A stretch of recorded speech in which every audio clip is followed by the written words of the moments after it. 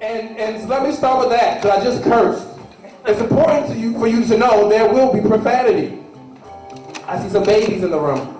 Well, I can't see. I know it's one behind you because you brought him in this world, in this room. So I know that it's a young one over there.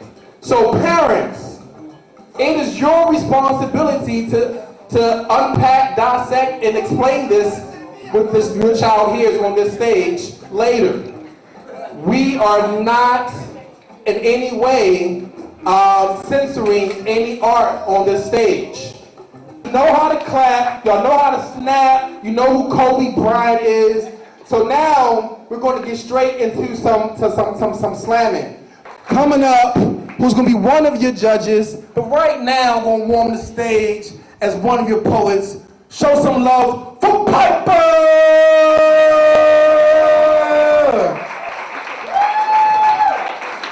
Now this is where I decide who she goes up against. Alright. Alright. Sadiyah!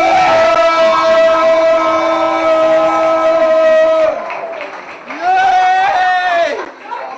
Alright, so both they about to do a test run.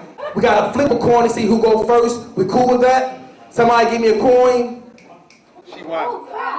So you win, so you decide who goes first. Bam, Piper! Yeah! All right. So, show some love for Piper!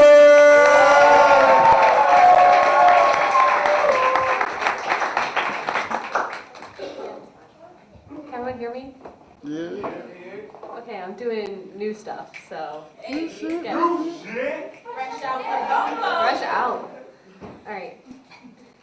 And how dare I call my mouth an exit wound when there are so many others still bleeding? I tongue the scar tissue on the inside of my cheek, searching for a way to say help without detracting from others, and sometimes self-care is saying no to the people that need you, and what do you do then? And if you're both having a panic attack at the same time, does that mean you're meant to be together? Like, your souls picked each other out of a lineup and identified it to police saying, yeah, that's the one, I'm sure of it. My bed alone feels like casket, and the heat's off in my building again, but the man across the hallway uses a cane and is basically deaf, so if I scream, people will think it's him watching Law & Order SVU again. And I text my friend saying, oh, I have so much work to do, and I haven't put on clothes that aren't pajamas in 3 days, and I let the blanket swallow me whole and pretend like it's the earth. And my dad sends me newspaper articles in the mail with notes attached like, I think you and Nick should start your own religion, and I think how Jim Jones that would all end, and how we already speak in tongues to each other, so maybe it's not that much of a stretch. Someone tells me I should write more about the pretty things, and I try, and they all come out of my mouth sounding like ash in an echo chamber, and it rhymes.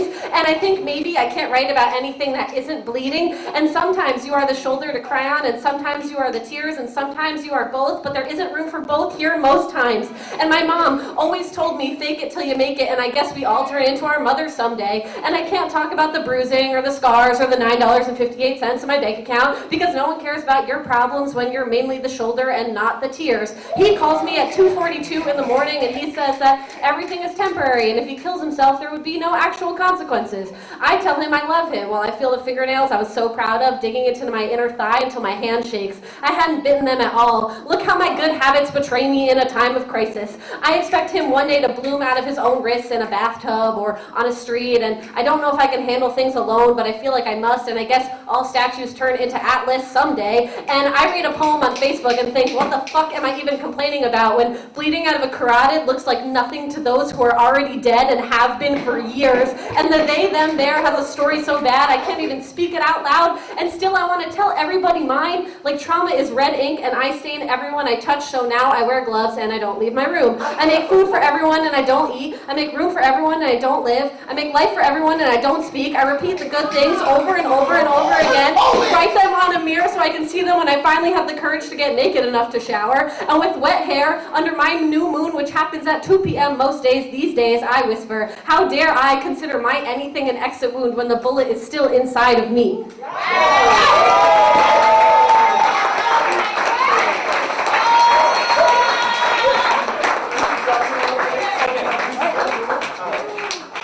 So, as your host, you need to understand that nothing impresses me but the judges. All right. Woo! All right, so from low to high, we have a 7.5, we have an 8, we have an 8.5, and we have a 9.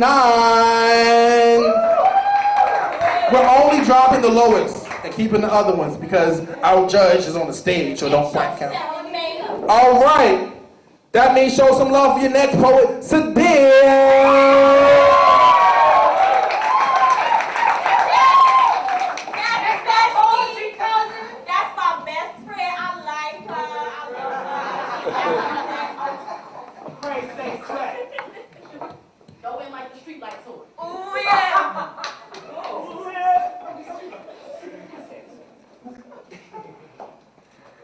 I am fabric, an infrastructure, a framework, a textile in motion on my best days. I walk like I am being kissed by the wind. A few weeks ago, I sat at a restaurant. I am Sudanese, sitting with a bunch of girls from Somalia, and they warned me how dangerous it is for women like us to be like fabric, how easy it is to cut, rip, and stitch our flesh.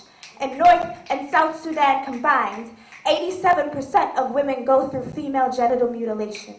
In Somalia, 98%. We're worried, but we also make jokes. Kauthar says, "Hello, 911, someone has stolen my clit." And we laugh in hyphen American. And even then, we are folding these women to fit inside of our pockets. How many of them have I met?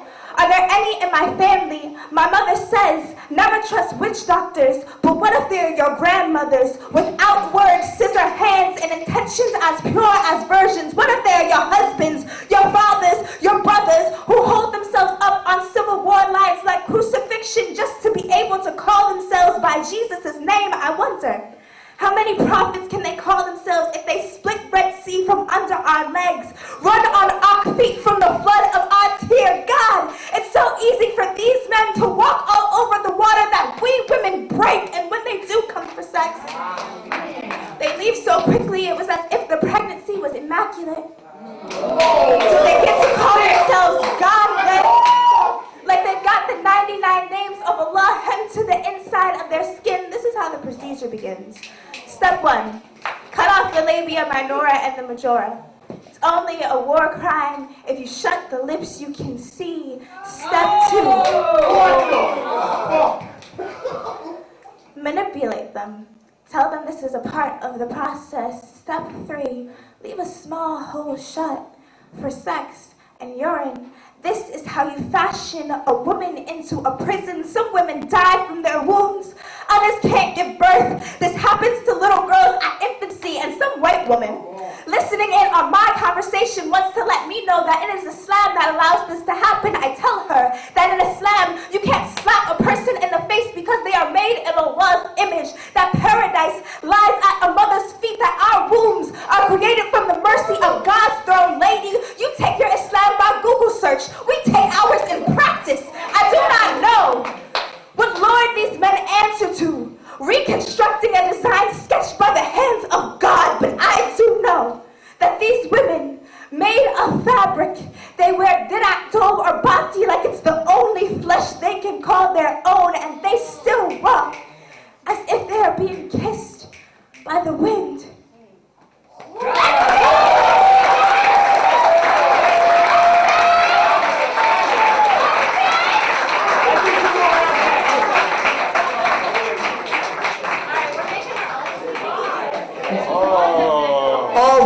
That was a poem. Poem should happen. And the scores are, we have a low of an 8.0. Then we have a 9, a 9.3, and a 9.4. All right. So that was your first icebreaker. How y'all feeling? So, Girl Genius, who won that quick head-to-head? 25.5 to 27.7, the winner is Sadiyah. Sadiyah!